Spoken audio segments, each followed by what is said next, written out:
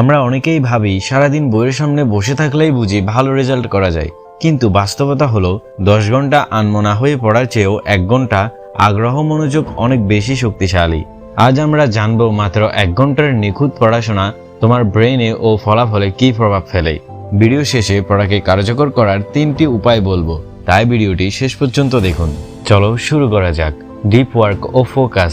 Science বলে আমাদের brain যখন কোনো ডিস্ট্রাকশন ছাড়া টানা 50 থেকে 60 মিনিট কোনো কাজে থাকে তখন সেটিকেই ডিপ ওয়ার্ক বলে। এই 1 ঘন্টা তোমার ব্রেন নতুন তথ্য দ্রুত প্রসেস করে, সময় বাঁচায়, কনফিডেন্স বাড়ায়।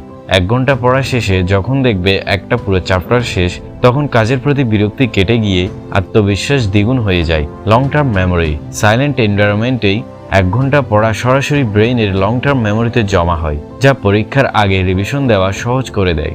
পড়াকে কার্যকর করার উপায়: 1. পড়ার আগে নোটিফিকেশন অফ করে ফোন অন্য ঘরে রাখো। 2. একটি নির্দিষ্ট লক্ষ্য সেট করো, যেমন আজ শুধু 5টি প্রশ্নের উত্তর শেষ করব। 3. 50 মিনিট পড়ার পর 10 মিনিট পুরো চোখ বন্ধ করে রেস্ট নাও।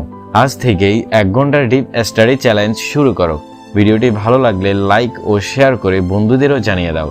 এ প্লাস টিপস পেতে চ্যানেলটি সাবস্ক্রাইব করুন। ধন্যবাদ।